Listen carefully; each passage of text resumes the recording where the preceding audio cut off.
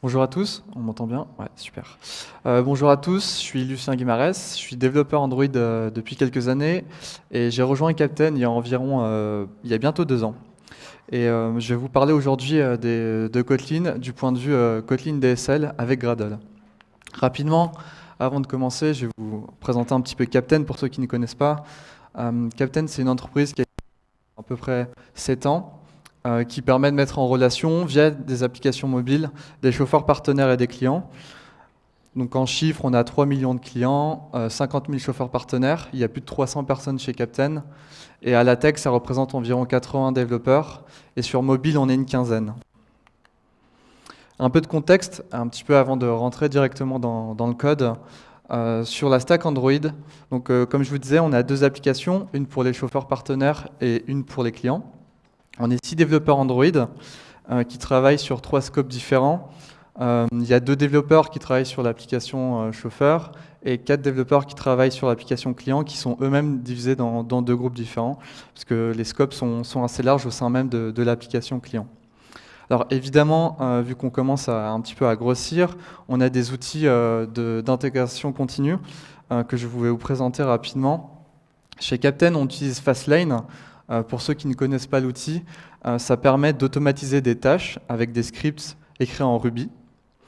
Et ces scripts, on peut les runner en local évidemment, mais chez Captain, on les run sur un outil qui s'appelle Bitrise, qui est un outil cloud qui permet de runner des scripts. Bitrise est spécialement fait pour Android et sur iOS. Et pour la petite histoire, Fastlane était à la base un outil pour iOS et qui fonctionne depuis peu sur Android. Je vais vous montrer un exemple de lane qu'on a chez Captain sur l'application Android. Rapidement, ça c'est différentes actions dans cette lane. Ça c'est une lane qui permet de déployer une bêta. Chez Captain, on fait une bêta chaque semaine où les personnes en interne vont pouvoir tester les évolutions. Première chose que va faire cette lane, elle va récupérer le code du repo Git sur master. On va mettre à jour le version name et le version code sur Android, ça correspond au numéro de version. On va faire une nouvelle branche Git, parce qu'on va avoir besoin de mettre à jour, de pusher ces modifications. On va créer une nouvelle version de l'application en bêta. On va pusher cette branche avec un tag de release, parce que c'est une nouvelle version. On va générer automatiquement une paire GitHub. Et évidemment, l'application va être déployée sur Fabric, ce qui va ensuite permettre d'être téléchargé par les gens en interne.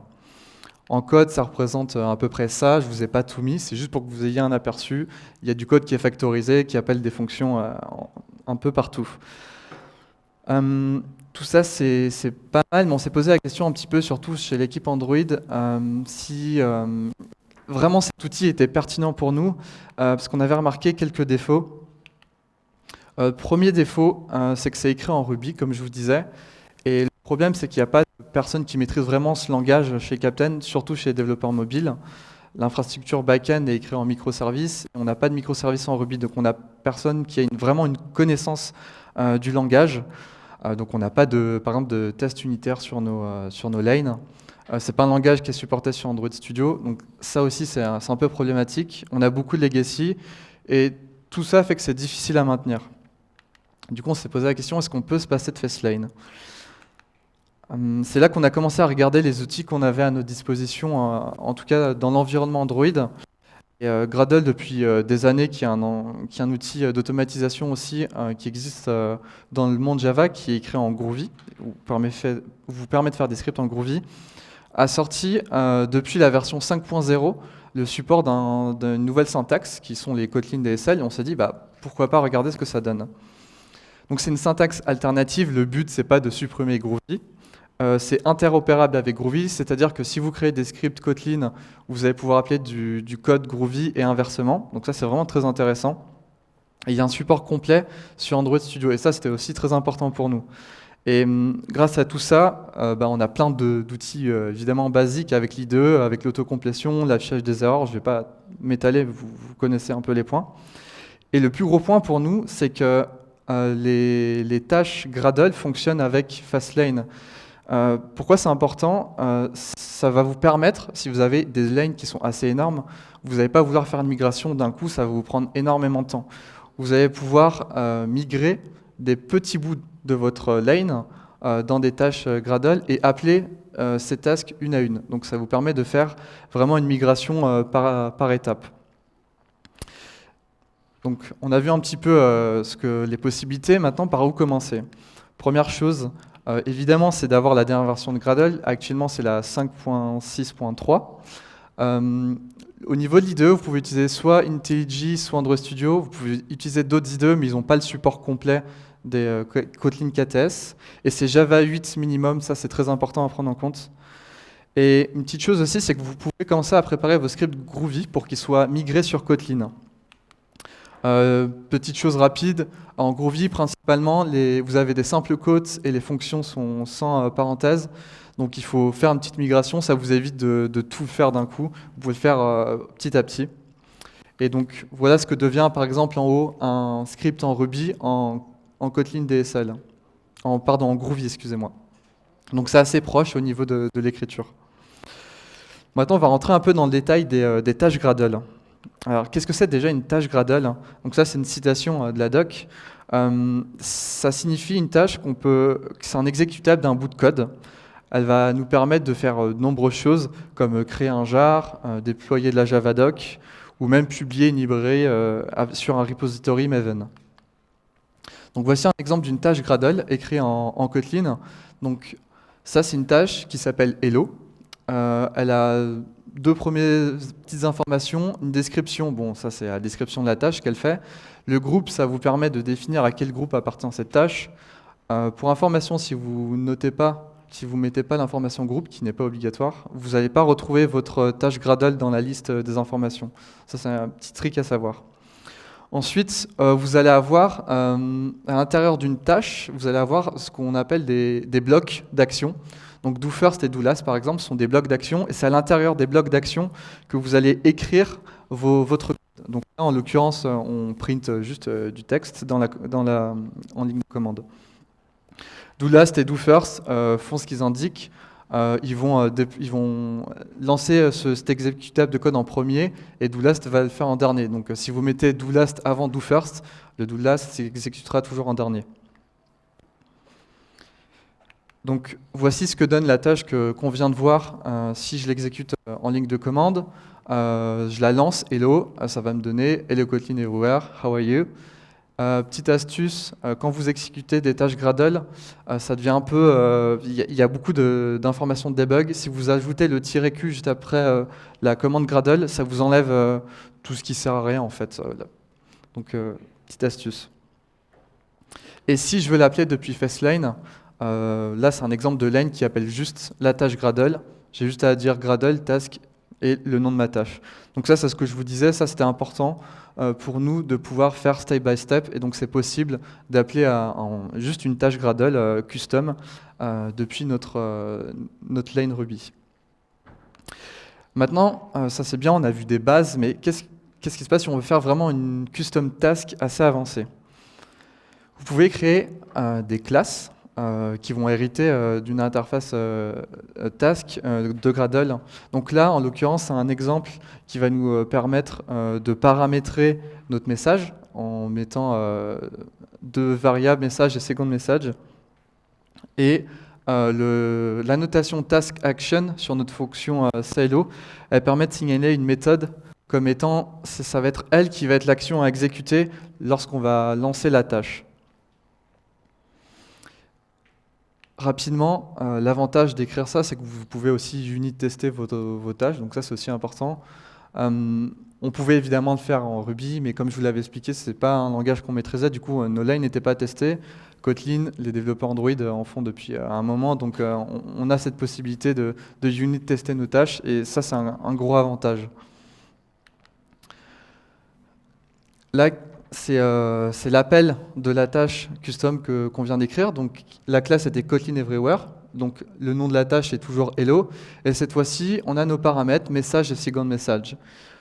Donc si on l'appelle, ça va directement nous afficher le même contenu que tout à l'heure. On peut imaginer sur cette tâche avoir 3 fois la même tâche, sauf qu'une fois elle est en français, une fois en anglais, une fois en allemand. Voici un petit exemple. Maintenant, c'est bien, mais si on combiner des tâches. Parce que finalement, lorsque vous allez migrer une lane, vous allez avoir une succession de tâches, c'est ce qui est important. Comment est-ce qu'on fait? Vous allez pouvoir utiliser des petits outils Gradle, comme par exemple le depends on.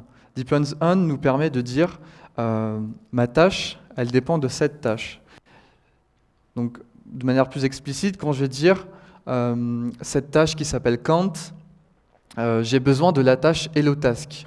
Donc, il va aller récupérer la tâche hellotask, juste en haut, et il va l'exécuter avant le contenu de celle-ci. Donc, si je la lance, donc comme juste, je précise bien que je lance la tâche count. Donc, le contenu qui est ici est dans le depends on. Et quand je vais le lancer, on va avoir donc le contenu de la tâche hello et ensuite le contenu de count, parce qu'on a bien précisé que count dépendait de hello. Donc ça nous permet vraiment d'ordonner un petit peu nos différentes tâches. Il n'y a pas que depends on, on a aussi deux autres outils qui sont must run after et should run after. Pour la différenciation entre les trois, le depends on est toujours exécuté en premier. Si vous mettez depends on à la fin d'une tâche, ce sera quand même exécuté en premier. Le must run after, ça vous permet de runner votre tâche que vous allez préciser. Par exemple, si dans la tâche B, vous dites j'ai besoin que ça run après la tâche, j'ai besoin que la tâche A run après la tâche B, vous allez avoir besoin de cet outil-là. Et si jamais vous avez un peu de l'asynchrone dans vos tâches Gradle et que vous n'avez pas spécialement besoin qu'une tâche run après l'autre, vous pouvez utiliser le should run after. Ça, c'est une règle qui est non stricte.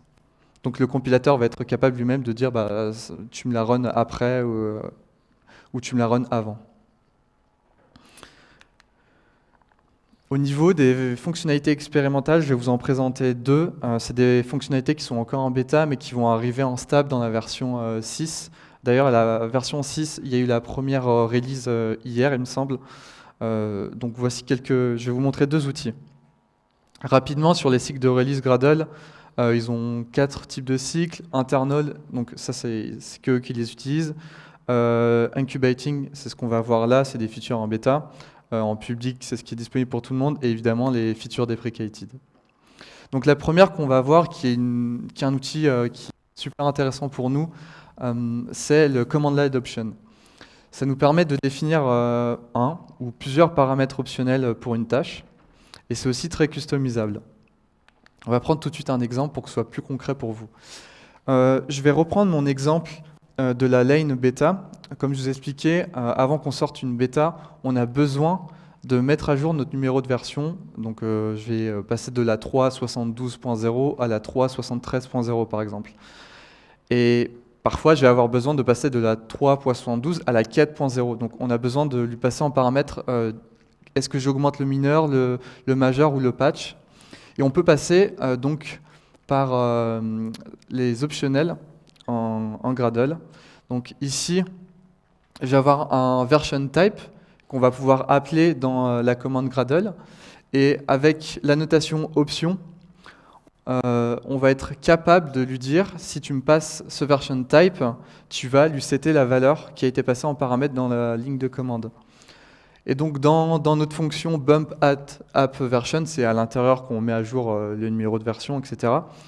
On va pouvoir récupérer cette valeur et on va pouvoir faire par exemple un when en Kotlin ou un if comme vous préférez et dire si tu m'augmentes la major, je fais ça, si tu m'augmentes le mineur, je fais ça, etc. Donc ça c'est vraiment un outil qui est vraiment très intéressant. Donc là, si je l'exécute, voilà ce que ça fait. Je lui ai dit, bump-moi le mineur. Il va augmenter le version code de 1. Sur Android, on l'augmente toujours juste d'une unité à chaque nouvelle version. Et surtout, le version name, il va passer de la 3.72.1 à la 3.73.0. Deuxième feature qui est expérimentale et qui est très intéressante, je ne vais pas trop m'attarder là-dessus, mais quelque chose que je vous conseille de vous intéresser, c'est le Worker API. Il permet deux choses très importantes. La première chose, il vous permet d'effectuer des actions à l'intérieur d'une task, pardon, donc par exemple le do first, le do last, en parallèle. Donc ça vous permet de lancer des actions de manière séquentielle. Il vous permet même de faire des tasks, plusieurs tasks en parallèle. Si je prends mon exemple de la bêta de tout à l'heure, je vous disais, on mettait à jour le numéro de version. Et une fois que c'était fini, on crée une nouvelle version de l'application et on l'a publiée sur Fabric. Sauf qu'en même temps, on avait besoin de faire une PR, et tout ça en fait se faisait de manière synchrone.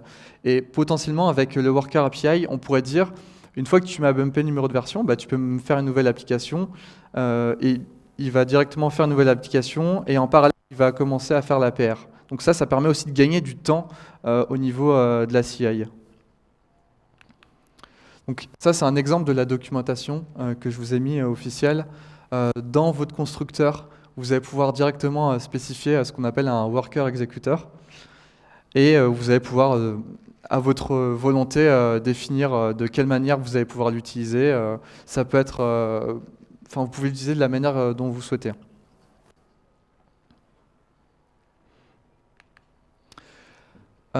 Conclusion sur Gradle Kotlin. Plusieurs avantages pour nous. Première chose, c'est que c'est écrit en Kotlin, donc les développeurs Android, c'est un sujet qu'ils maîtrisent. On est capable de facilement faire des tests unitaires pour les tasks, chose qui était plus compliquée avec Ruby vu qu'on n'avait pas cette maîtrise. C'est supporté par Android Studio. Il y a une interopérabilité entre Groovy et Kotlin, comme je l'expliquais. Et enfin, il y a une intégration aussi à Bitrise. Donc ça, je ne l'ai pas précisé tout à l'heure, mais Bitrise vous permet d'appeler des tâches Gradle, mais n'importe quel outil vous permet de le faire, vu que c'est un Gradle, vous l'exécutez en ligne de commande. Par contre, il y a deux inconvénients principaux. C'est le premier, ça demande un peu de temps de configuration, parce qu'il faut se plonger un petit peu dans la doc. Je ne vais pas vous mentir, ça prend un peu de temps. Et deuxième point, il y a deux features que je vous montrerai qui sont assez importantes, sont en bêta. Après, devrait arriver rapidement du coup avec la version 6 de manière stable. Donc il y a peu de changements d'API qui sont à prévoir. Enfin, on a vu qu'une infime partie durant ce talk des possibilités qu'il y a avec Gradle ou même avec Kotlin. Vous pouvez imaginer faire publier sur Slack en utilisant Retrofit dans votre custom task. Vous pouvez utiliser des coroutines. On peut vraiment faire ce qu'on veut puisqu'on utilise le langage Kotlin cette fois-ci et plus du Ruby. Et du coup, chez Captain, pour la partie Android, on a décidé qu'on allait utiliser à partir de maintenant les tasks Gradle en Kotlin DSL. Il y a une volonté de migrer et d'arrêter d'utiliser Fastlane et tous les scripts en Ruby. Donc on est plutôt satisfait de cette étude de cas sur Kotlin DSL. On pense vraiment que ça va nous permettre à la fois de gagner en productivité parce que globalement, il y avait beaucoup de legacy et généralement c'était la même personne qui s'occupait de mettre à jour les scripts. Là, tout le monde pourra, tous les devs Android sont capables de faire des modifications et d'apporter sa pierre à l'édifice. Avant de passer à la partie questions, juste pour information, Captain recrute. Donc n'hésitez pas à venir nous voir sur le stand qui est au niveau de l'accueil. Merci beaucoup. Si vous avez des questions, je suis ouvert et à votre écoute.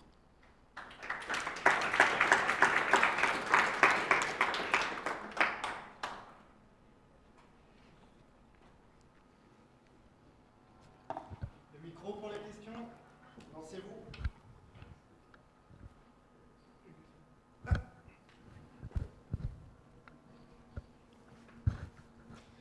Merci pour le talk. J'ai une question. Est-ce que c'est possible de remplacer Fastlane par Kotlin TSL pour iOS? Alors honnêtement, j'y ai réfléchi. Je ne peux pas répondre actuellement, mais Gradle fonctionne sur iOS depuis pas longtemps. Il y a eu un support officiel. Je pense qu'en théorie c'est possible. Je ne peux pas répondre catégoriquement, je préfère pas dire de bêtises, mais en théorie, avec la dernière release et les derniers supports de Gradle, ça devrait pouvoir se faire. Nous, dans un premier temps, la volonté, ça va être du coup de migrer tous nos scripts en Gradle. La deuxième chose, c'est qu'on utilise Fastlane à la fois sur l'application chauffeur et sur l'application client, et on voudrait que ce soit unifié. Donc la première étape, ce serait déjà d'unifier ça, et après, il faudra voir aussi avec les devs iOS s'ils seront d'accord pour migrer cette partie. Ouais, Parce que ça sera intéressant pour une équipe que se compose de les deux développeurs iOS et Android Bien sûr. d'utiliser la même plateforme pour les mêmes outils pour faire les releases, pour faire les bêtas, ainsi de suite. Voilà. Je pense que c'est tout à fait possible parce que généralement, lorsqu'on fait une release, par exemple, les trois quarts du travail, c'est des choses qui sont en dehors du scope iOS ou Android. Vraiment, les spécificités, ça va être j'ai bumpé mon numéro de version. Bah, là, on va avoir besoin de tâches spécifiques à iOS et Android parce qu'on va toucher à des fichiers différents, Swift et Kotlin. Après, sur le reste, on peut évidemment tout faire en Kotlin, oui. Et une dernière question.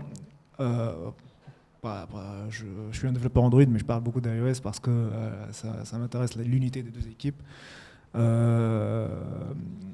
Est-ce que, par exemple, on peut mettre en place des scripts pour tout ce qui est bump-up des release code, des name version et assigner à Fastlane, par exemple, sur iOS pour signer les exécutables, pour créer les screenshots? Est-ce qu'on peut combiner les deux Alors, assez facilement? Oui, c'est ce que je montrais. Voilà. Je reviens un petit peu. Du coup, là, en fait, c'est un exemple. Bon, là, c'est sur Android, mais ça, c'est une lane juste qui appelle une tâche Gradle custom. Donc, on peut très bien se dire que la lane, elle est évidemment plus épaisse et en plein milieu, on va appeler une tâche Gradle custom. En fait, c'est vraiment un sujet que je disais qui est important parce que généralement, les tâches, enfin les lanes sont assez longues parce que on a mis du temps à les configurer, etc. Et on n'a pas forcément la volonté de tout changer d'un coup parce que déjà, bon courage pour le mec qui va review derrière. Donc oui, c'est vraiment possible de faire une migration step by step.